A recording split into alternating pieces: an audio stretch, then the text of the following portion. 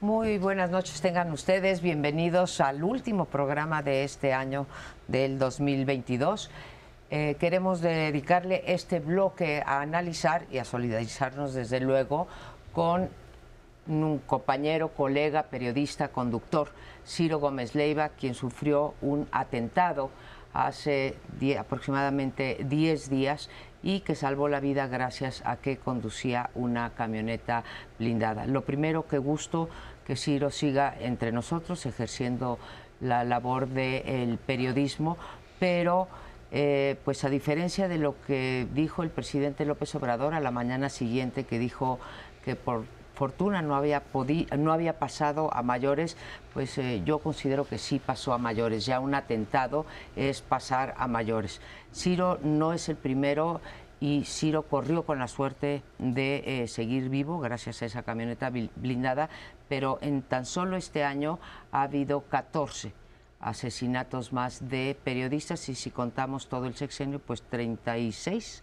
Creo que son 36 los que cuenta Reporteros Sin Fronteras, así que sí estamos en un momento muy peligroso para el ejercicio del periodismo y creo que nosotros estamos reflexionando, el gobierno debe reflexionar por un motivo que es el que quiero plantearles a ustedes.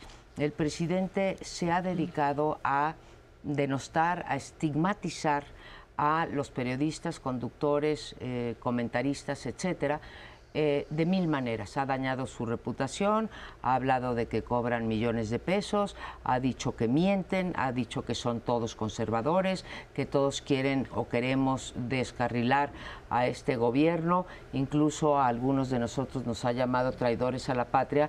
Y el tema que quiero ponerles aquí en la mesa es en qué momento se atraviesa sin desde luego nadie culpa ni al gobierno ni a López Obrador, o cuando menos yo no culpo, pero en qué momento se cruza esa línea roja de pasar de la violencia verbal, que sí la ha habido, a la violencia física, sea quien la ejerce.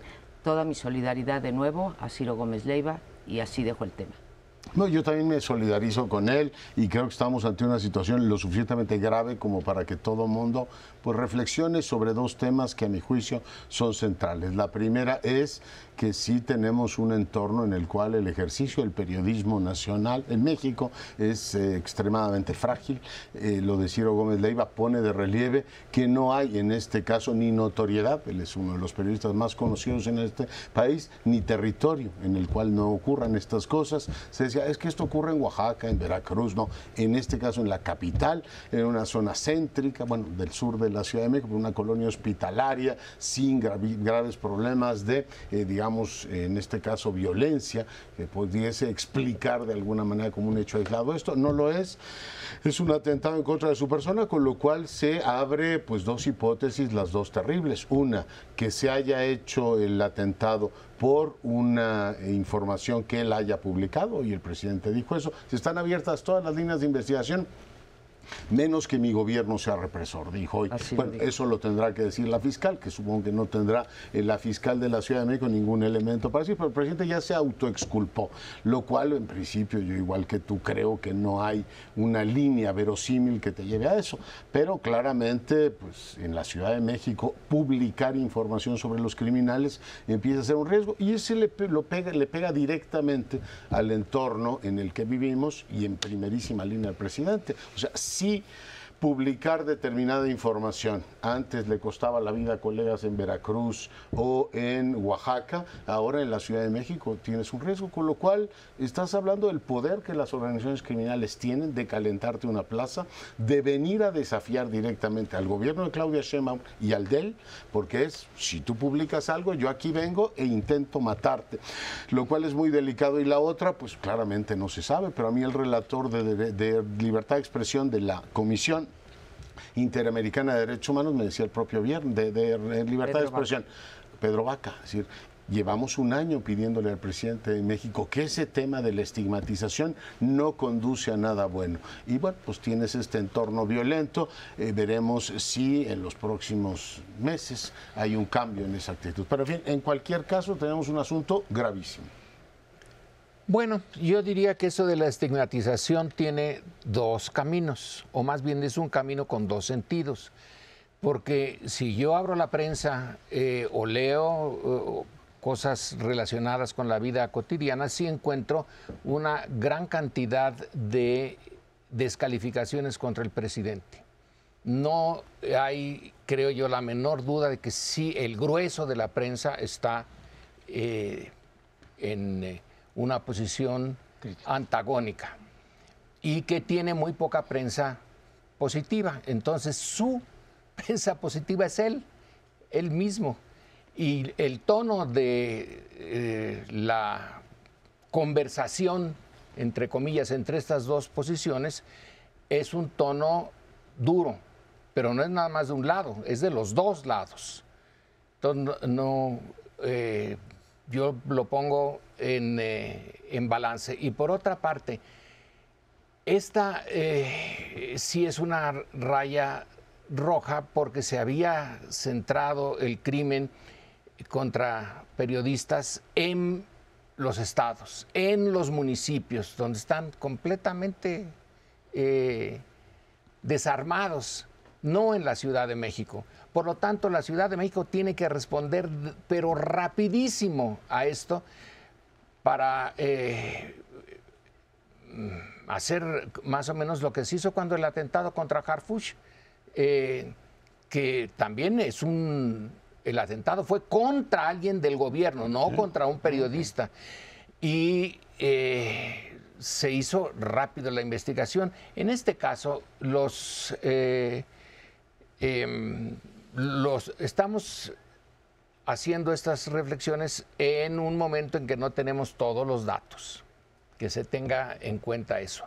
Pero una de dos, el atentado, o son unos idiotas porque se suponía que Ciro Gómez Leiva va en una camioneta blindada, como muchos de los grandes periodistas y conductores, y entonces es un mensaje, y entonces ya no son idiotas, sino que sí ya fue un mensaje que está durísimo.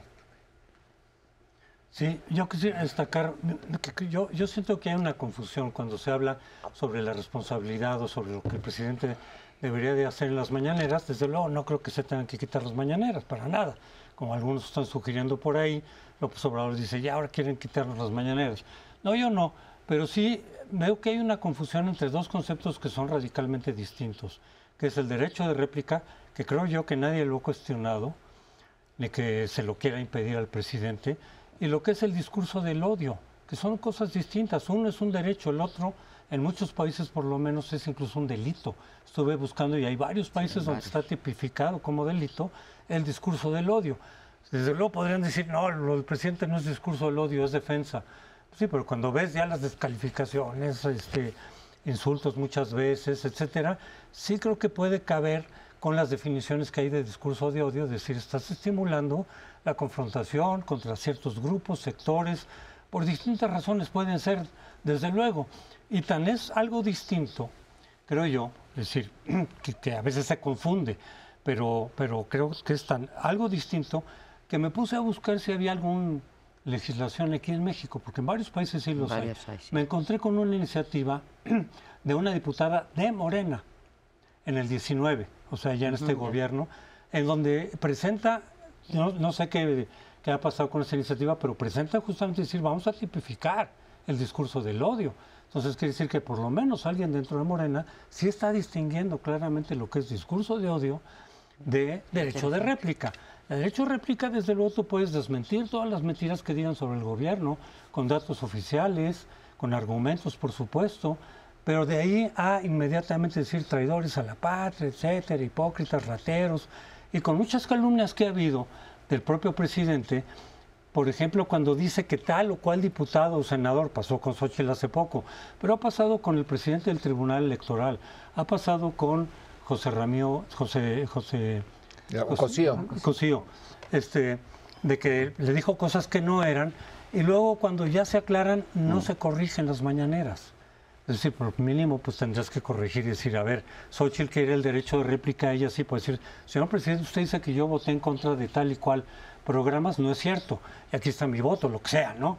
Entonces, el problema es ese, no es que no tenga derecho el presidente a responder, al contrario, claro que sí, todos los presidentes lo tienen, pero la frontera que se mezcla una cosa con la otra de un discurso ya claramente, y nada más terminaría con que a mayor poder, mayor responsabilidad. Sí es cierto, de todos lados se está generando insultos, bueno, las redes, vaya. Y así lo dice la Comisión Interamericana de Derechos Humanos. No es lo mismo la palabra del presidente que la de Lorenzo Meyer o la de María Paz Casar, o de cualquiera de los que estén aquí. Así que el presidente lleva una corresponsabilidad y además está limitado por tratados internacionales. Segundo, es cierto que el grueso de la prensa está en contra.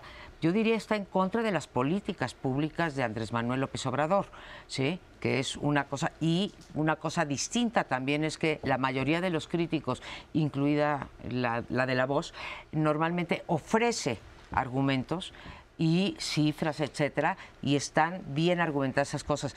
Las del presidente es la palabra del presidente. Uno lo hace con los datos que tiene a la mano, con la información oficial que nos proporcionan, pero no son descalificatorias, son en contra de las políticas públicas que, por cierto, la gran mayoría en economía, en violencia y en corrupción está reprobada por el 54% del pueblo. Y segundo, es el crimen organizado de lo que publica Ciro, pero también publica en contra del gobierno. Sí. Y por ahí, yo no puedo parar a un loquito, ni Andrés Manuel López Obrador puede parar a un loquito, pero lo que sí podemos parar es este lenguaje. Y lo que sí podemos describir es el entorno, ¿no? Por un lado, siguen muriendo colegas en nuestro país por publicar información del crimen organizado. Es responsabilidad del Estado dar a los comunicadores las condiciones para que publiquen lo necesario, sea en contra de su gobierno o no. El presidente no nos hace ningún favor por garantizar la libertad de expresión, es un derecho.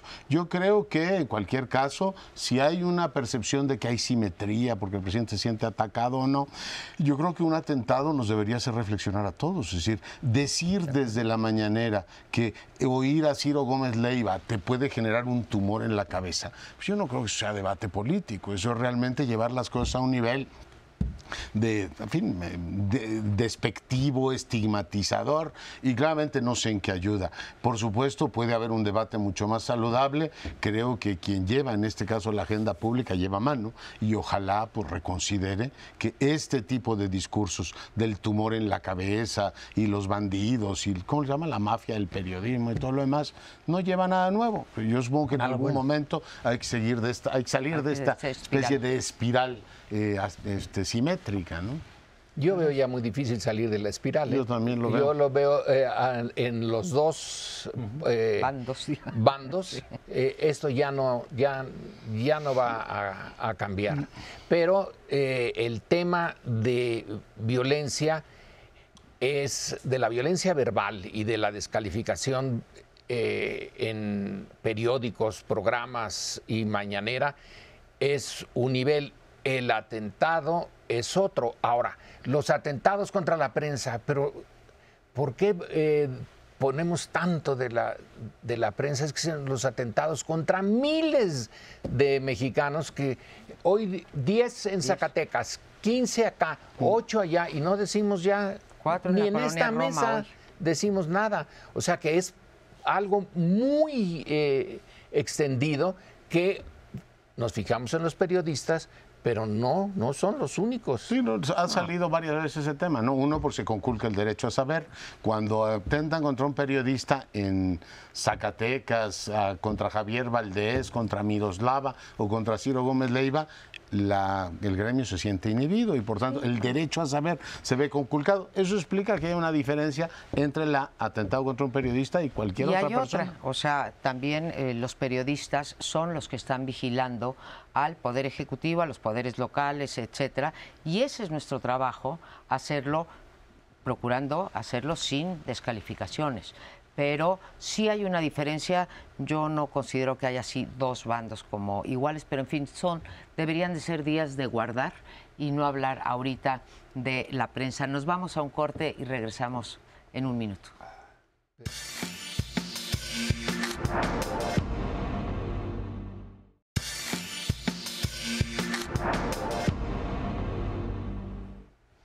Bueno, pues sigue el debate sobre la reforma electoral, ahora en su versión B, es decir, la ley secundaria. La constitucional quedó frenada, pero la secundaria sigue generando mucho debate porque hay muchos puntos controvertidos ahí.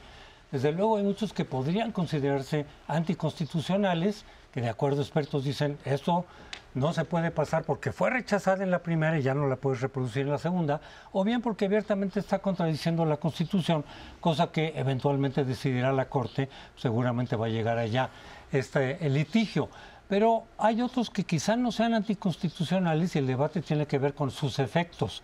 Desde luego que hay muchos en donde pensamos mucha gente y también todos los consejeros del INE actuales, y ahí quisiera recordar que 4 de ellos, los últimos, los más recientes, fueron avalados por Morena también, por la gran mayoría de Morena, que tenía todavía la mayoría calificada cuando fueron nombrados estos 4 consejeros. Entonces ellos sí son de consenso, no son solo que PRI y PAN, que fueron nombrados antes de que Morena tuviera registro.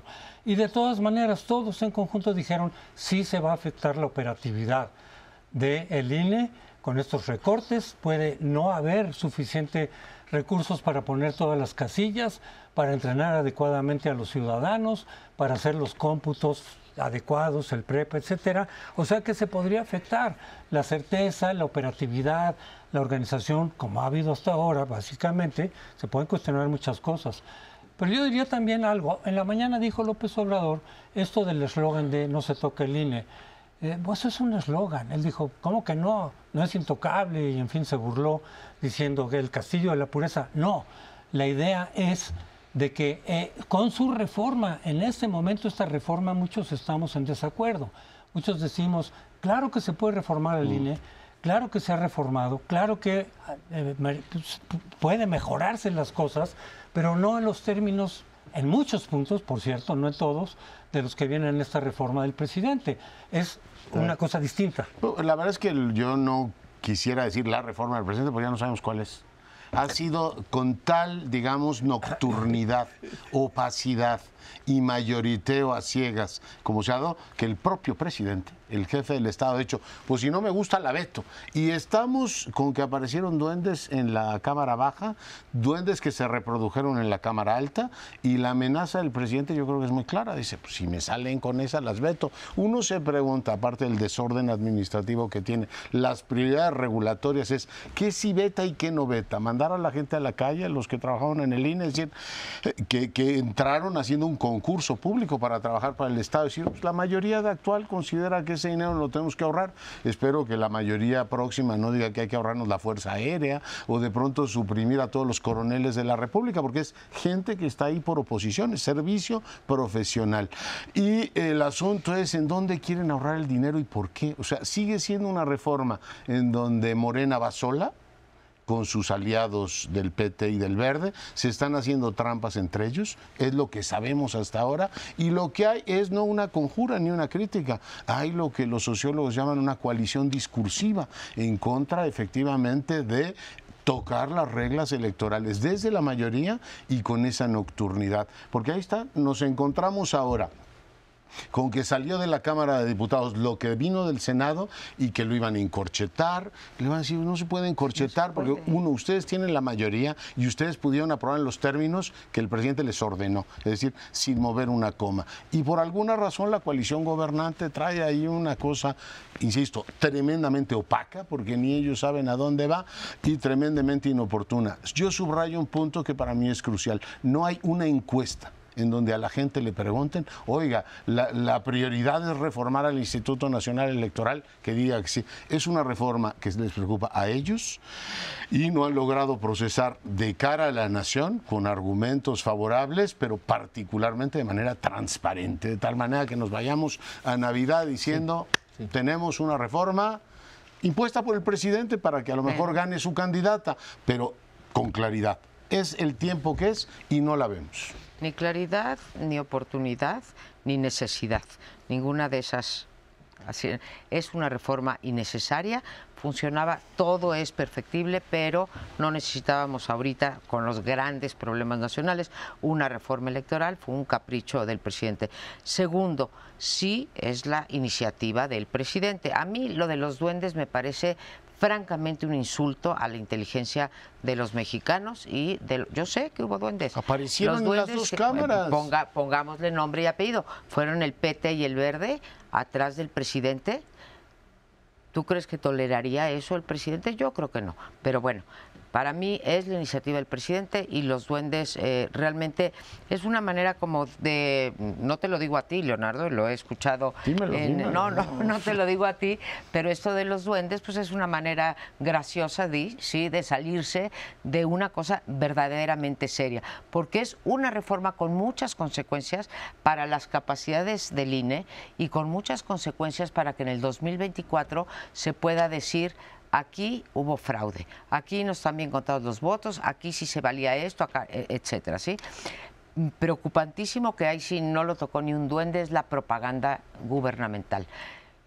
Un hombre que luchó denodadamente en contra de que los funcionarios públicos pudieran hacer propaganda electoral con recursos públicos como se hace incluso desde las mañaneras, hoy es el abanderado de ese articulado sobre la propaganda electoral y ahí se quedó junto con la disminución de las capacidades operativas del INE. Entonces, preocupantes son la Ley General de Comunicación, que nunca la movió el presidente. O sea, llevamos 4 años y fue de sus primeras promesas y ahí seguimos sin transparencia en por qué, cuánto dinero y a qué medios. Y ahí están también las preferencias del presidente.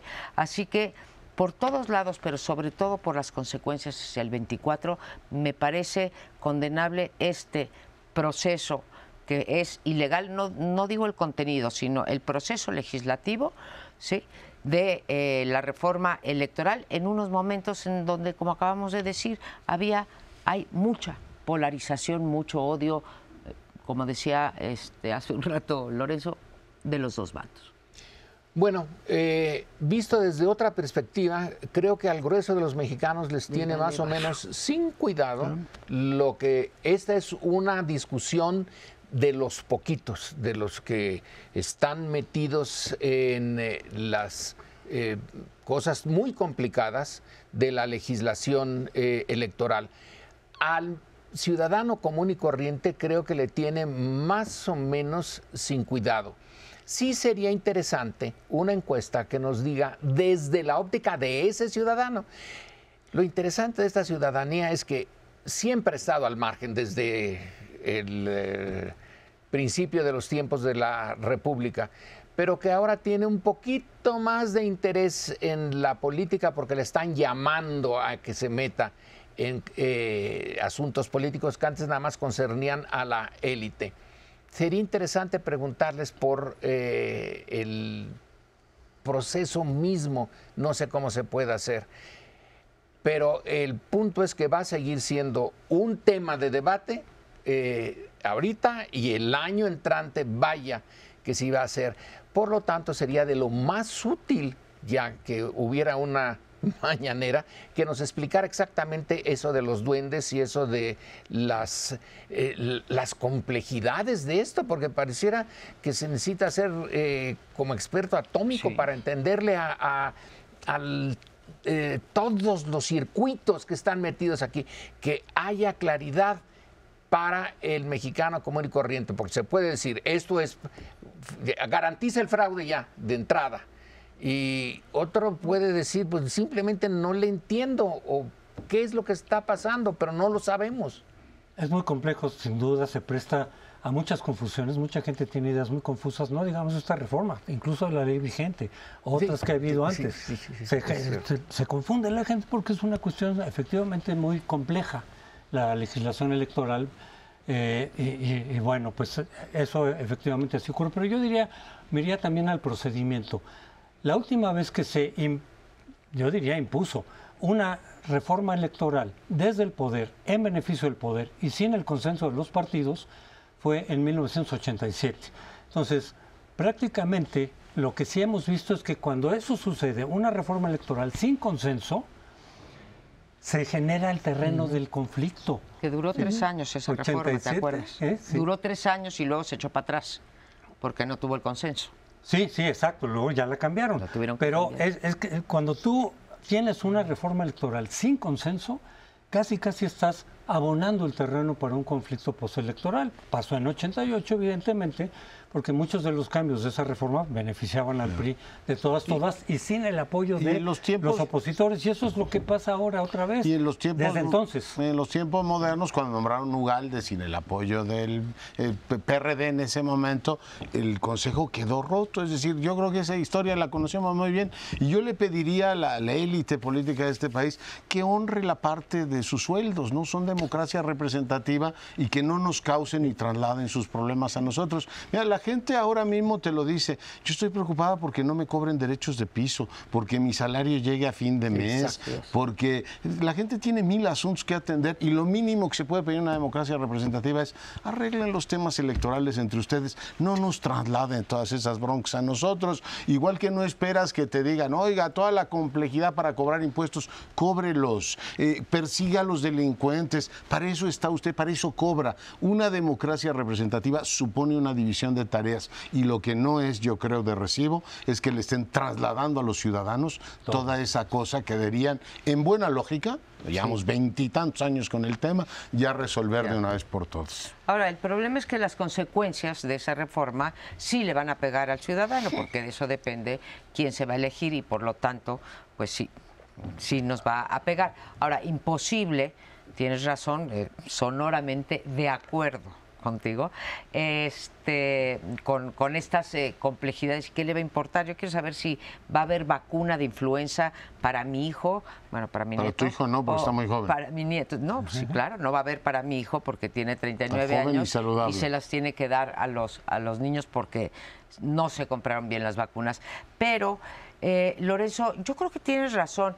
Este asunto de la reforma electoral es de los poquitos, pero se nos olvida agregar para los poquitos, ¿sí? O sea, en este caso de Morena, como antes fue la de Salinas y antes, es de Morena para Morena, ¿sí? Para beneficio de Morena. Entonces, esto del pueblo ya se desdibujó, porque encuestas sí hay, Lorenzo, y las ha presentado en la mañanera López Obrador, y te quiero decir que todo el público dice sí a la reforma electoral, pero claro, como se les explica, nos vamos a ahorrar 4,000 millones, ¿no? ¿Y algún otro bueno, simplemente vamos a seguir con este tema, desde luego, porque se va a complicar, va a ir a pasar a la Corte, van a haber muchos amparos, va a haber, es decir, sí va a ser un problema difícil de resolver y desde luego creo que no todos van a quedar satisfechos con el resultado, sea cual sea. Pero nos vamos al siguiente segmento.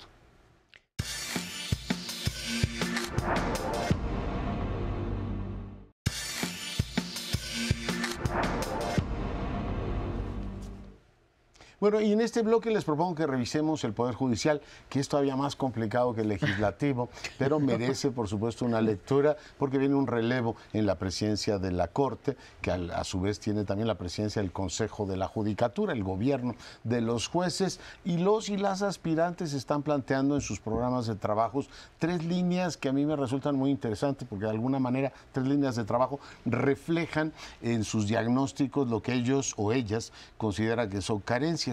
Lo primero que dicen prácticamente todas es que la Corte debe ser más colegial.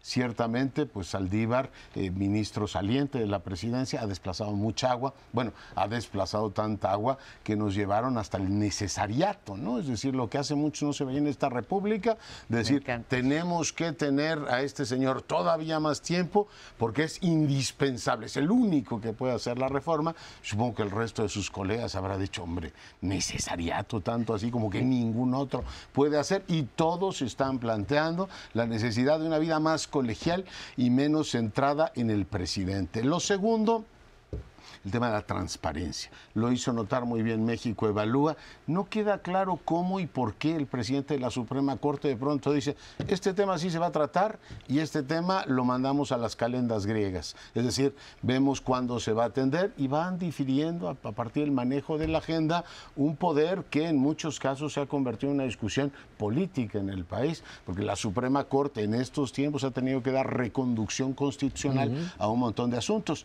debido a la mala factura, que es una marca de la 4T, de la legislación, toda llega a la Corte, con lo cual de pronto, dice el presidente con razón, oiga, pues la Corte está cumpliendo funciones de legislador, y es verdad, pues, aprueban textos constitucionales, inconstitucionales, llega a la Corte y les enmiendan la plana. Y la otra tiene que ver con transparencia, ¿no? Transparencia en el manejo de los, en este caso, de las agendas, pero también transparencia en términos de lo que es el manejo del cuerpo. Es una institución que maneja un presupuesto fuerte de mandato constitucional. Eso descansa efectivamente en el presidente de la Corte, pero no me alargo más. Esos son los tres grandes puntos que se plantean en el relevo de la Suprema Corte, que serán los primeros días de enero.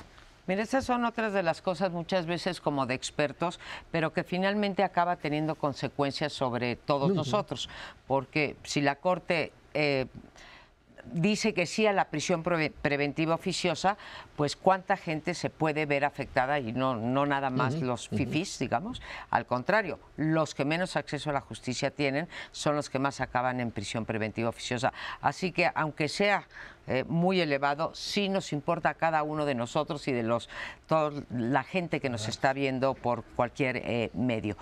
Creo que tienen razón los aspirantes a ser presidente de la Corte en el primer punto de que sea más colegiada, pero tengo noticias: para que pueda ser más colegiada van a tener que echar para atrás la reforma al Poder Judicial que hizo precisamente Saldívar, porque Saldívar, con la reforma al Poder Judicial, lo que hizo fue concentrar poderes en la presidencia, o sea, en su persona, pero vaya, en ese momento ocupando la presidencia. Entonces tendría que haber ese deseo que están manifestando, tendría que ir a reformar la Constitución en materia del Poder Judicial. Y lo de la transparencia, tienes toda la razón, y qué bueno que lo traen a la mesa los magistrados, porque resulta que tenemos, para ir a lo sustantivo, tenemos bloques, los voy a separar: bloques sobre en materia de derechos humanos, bloques sobre seguridad y justicia, y el bloque de militarización, que todavía están en la Corte después de más de 48 meses que están ahí en el sueño, ¿cómo se dice? El sueño de los justos, durmiendo el sueño de los justos, y son cosas otra vez que nos impactan a todos. Esto de la militarización, tienen al menos 6 entre acciones y controversias que no han resuelto desde el día 1, y esas 5 son cosas sustantivas de la malhechura de la técnica jurídica, pero también de un proyecto que quiere impulsar López Obrador. O sea, hay una deuda de la Corte. Bueno, la justicia en México tiene muy mala fama, y justamente mala. Desde las calendas, como diría Leonardo. Ese es un problemón, el de la justicia. Es una pésima justicia la de México. Quizá la Corte es lo más decentito que hay, y no siempre. Hace muy poco tiempo había unos ministros que debían estar en la cárcel y no en la Corte. Entonces, ya el hecho de que tengamos con Saldívar un presidente de la Corte que podrá ser acusado de concentrar el poder, etcétera, pero ya la Corte parece algo más adecentado. Pero lo que está abajo, todo lo que está abajo de la Corte, toda la impartición de justicia, Saldívar dice que intentó, bueno, que el nepotismo, pero la cantidad que hay es así, que son los establos de el rey Augías, ¿no? Así que es apenas el principio. Los sexenios que vienen deben de modificar toda la estructura de la justicia mexicana, que dices, lo de la militarización lleva muchos meses. ¿Cuántos años llevan en la cárcel gentes que no han sido juzgadas?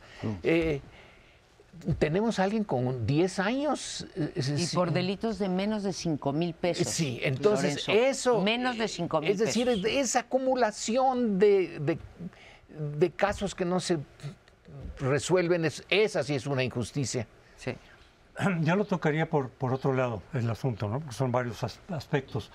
el de la imparcialidad, porque una de las incógnitas es, a Saldívar lo va a sustituir alguna de las personas que ha nombrado López Obrador, que es lo más probable, aunque son muchos los... Pero bueno, es parte de la incógnita. Nos quejamos, se queja López Obrador también, y con cierta razón, de la falta de imparcialidad en muchas de las instituciones. Los poderes, en este caso la Corte, el INE, desde luego, se dice, pues son los partidos los que lo meten, eso hay que terminarlo, el Tribunal Electoral, en fin, muchísimas instituciones. Pero las leyes están hechas de tal manera que la parcialidad se fomenta. Sí. ¿Por qué? Porque si quien los nombra son los partidos, pues claro que van a nombrar gente cercana a los partidos. No quiero decir con eso que todos los que han sido consejeros o magistrados se han comportado parcialmente, pero muchos sí, muchos sí. O si, ¿quién nombra la Comisión de Derechos Humanos? Que es ahorita el ejemplo, me parece más claro, de sumisión y abyección. Pues el presidente, pues claro que mete a alguien de él, y entonces en esa medida puede empezar a jugar, incluso de manera tan descarada como ahora. Los ministros de la Corte también, al grado en el cual tú presentas tus candidatos, te lo rechaza el Congreso, y si te lo rechaza 3 veces ya decides tú directamente. Pues claro que la parcialidad se afecta, la imparcialidad. Ahí habría que pensar en otros modelos donde de verdad sacarás a los propios intereses de los partidos o de los poderes como tal, el presidente en este caso, en muchos casos, para de veras tener gente con mayor grado de imparcialidad. En el caso del INE, sigue diciendo el observador, es que los partidos nombran. Hay fórmulas distintas a las que él promovió, en donde se puede partidizar, ¿sí? Pues dice que no sean los partidos, pero que sí sea el presidente, y que otra vez el Congreso, o sea, los partidos a través del Congreso.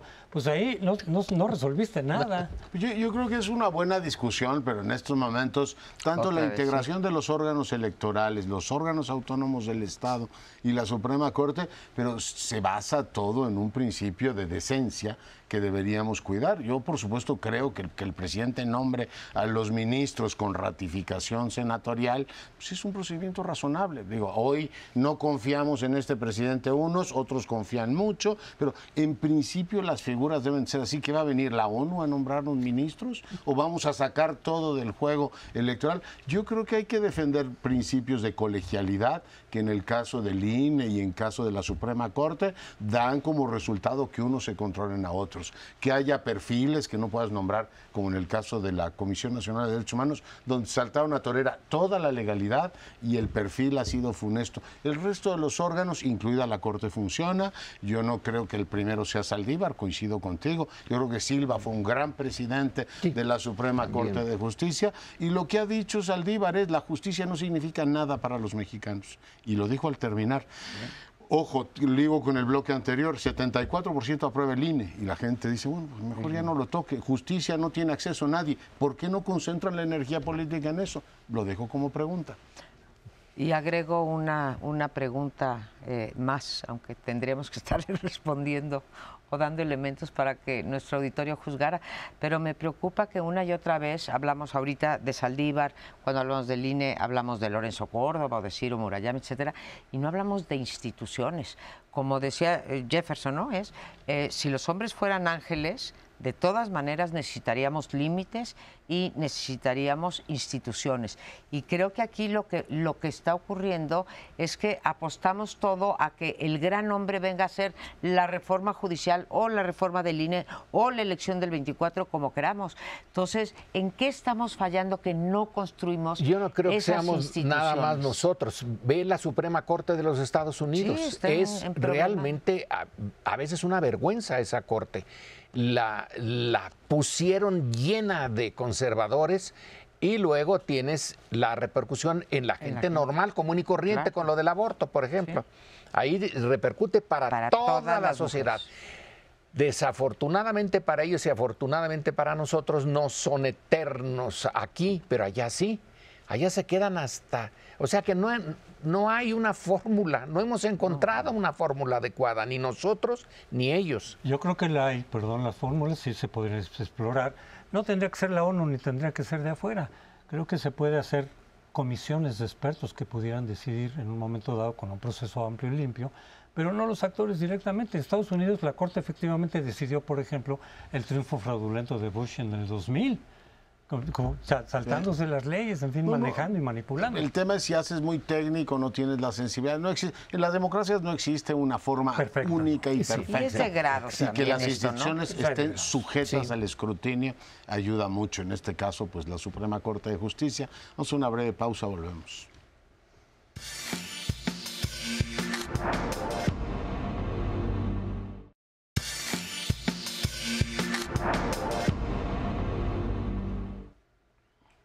Bueno, en esta última parte del programa vamos a irnos fuera de México, pero no fuera de los problemas, al contrario, vamos con más problemas, más agudos, y este es el caso del Perú. El Perú a veces le pusimos de cintillo a esta parte una frase que aparece en el libro de Vargas Llosa, Conversación en la Catedral es una cantina, en donde alguien pregunta, uno de los personajes pregunta, bueno, ¿cuándo se jodió el Perú? La verdad es que ahorita sí se ve que la cosa está muy difícil y tiene historia. Este sistema político peruano también está basado en una sociedad que vaya que se está dividida y vaya que si hay una oligarquía y hay una masa mayoritaria en algunas zonas realmente una masa indígena, están las partes del país, está dividido también en regiones y resulta que, ya lo saben ustedes, su presidente ya no podía hacer nada porque el Congreso se lo estaba impidiendo todo. Entonces decidió disolver el Congreso, pero no tenía la capacidad legal para hacerlo y el Congreso reaccionó y las fuerzas políticas reales de Perú, que son viejas, muy viejas, decidieron que ya estaban cansados y lo pusieron preso. Pero la gente protesta y entonces tenemos a un Perú en este momento en las calles y con violencia y los muertos se van acumulando. Ese es el tema con que cerramos esta mesa. Es un enredo el peruano, sí, que tiene algunos años.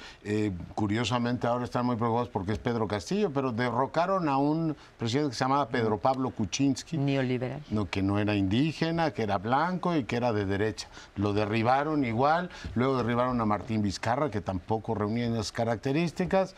En los últimos años han tenido 6 presidentes y el manual de la política peruana es derribar ejecutivos. Hicieron una constitución tremendamente débil y enredada, con mecanismos que aquí hemos copiado algunos como revocación de mandato, que de pronto lo que hacen es fomentar el que no se gobierne, sino cómo derribas al que está en el poder. Tienen ahí una vacancia e hicieron una combinación indigesta de presidencialismo y parlamentarismo, con lo cual la inestabilidad política es la norma. Eso sí, son listos los peruanos porque sacaron el modelo económico y la opción en la Constitución y es un país que ha crecido más que México, tiene una autonomía del Banco Central que le da una insospechada estabilidad a efectivamente la moneda, con lo cual tienes una especie de Italia de los tiempos modernos, de Italia la tradicional, en América Latina, donde tienes mucha inestabilidad gubernamental y la economía va por otro lado. Lo que le ocurrió a Pedro Castillo, pues le ocurrió a un montón de presidentes antes que ahora.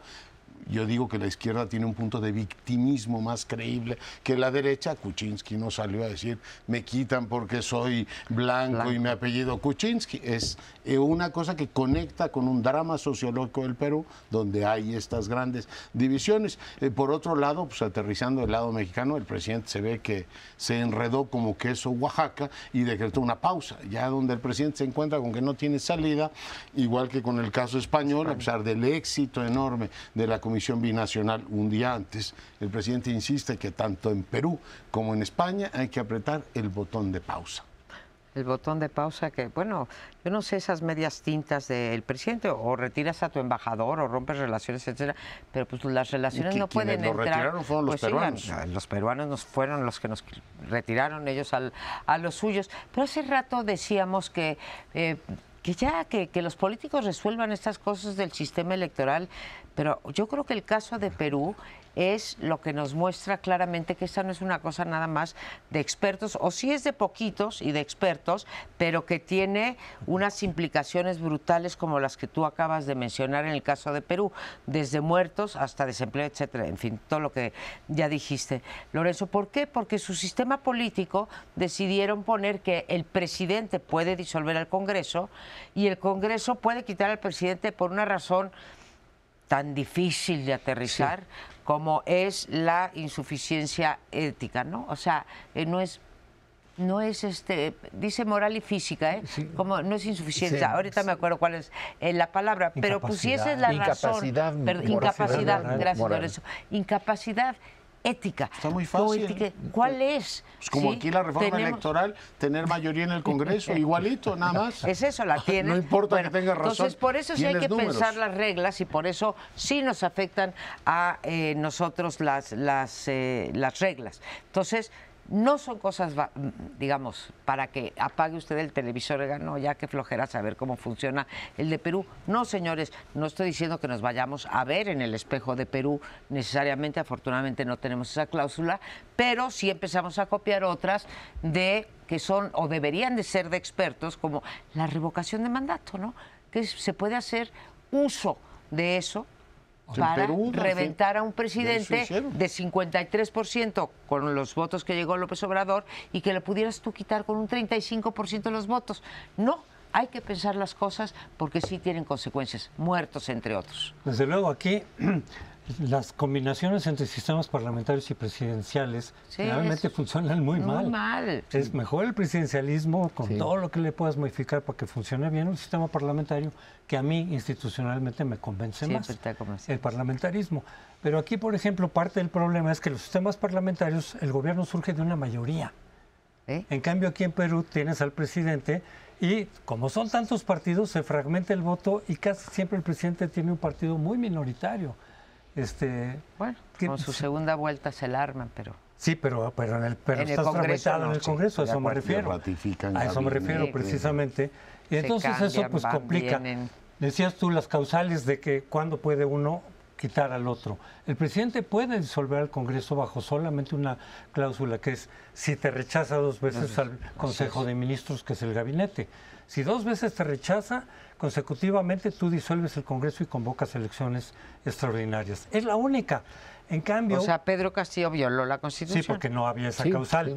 No había esa causal. En cambio, el Congreso sí puede destituir al presidente por más de una causal. Esa es una. Corrupción es otra. Y otra, ¿sabes cuál es? Que intente el presidente disolver al Congreso sin una razón jurídica. Él incurrió en la causal de que también pueden decirle, oye, estás disolviendo el Congreso sin la razón, la única razón por la que lo puedes hacer, y eso se convierte en causal para que te quitemos.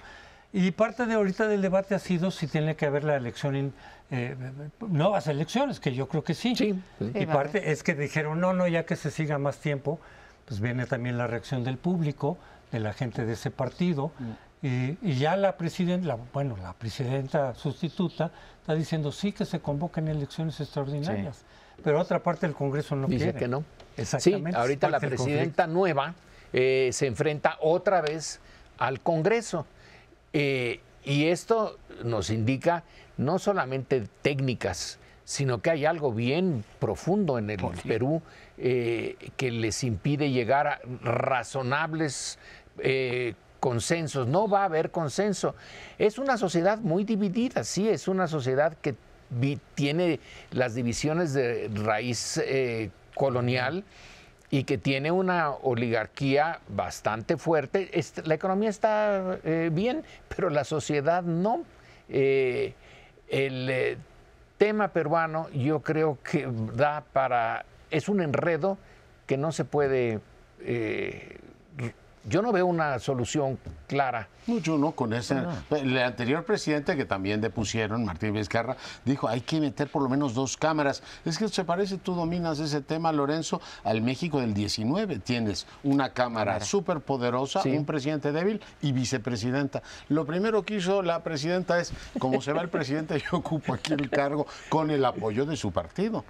Que esos son otros temas. Tienes este caudillismo latinoamericano, tipo Evo Morales, tipo que generan crisis institucionales por querer permanecer ellos, y tienes el de Castillo, que es una fragilidad extrema con un presidente particularmente inepto e ingenuo, porque pues graba su propia, en este caso, pues destitución, ¿no? Dice, voy a hacer esto. Ahora dijo el abogado que él tampoco pidió, en este caso, el asilo en México, que él quiere quedarse en Perú y defenderse, con lo cual deja a nuestro presidente en una situación tremendamente complicada, porque la política de Perú ha sido peor que una charamusca y hemos quedado mal con todo el mundo. Complicada, sí, para López Obrador, que además estuvo, no quisiera yo estar en los zapatos del canciller mexicano, porque saca el canciller mexicano un comunicado en un sentido y no pasaron, no sé, unas horas para que el presidente dijera, no, sí le dimos asilo, yo se lo ofrecí antes de que me lo pidiera. Entonces ahí quedó. ¿Dónde está nuestra política? ¿Dónde está el piloto? Dijiste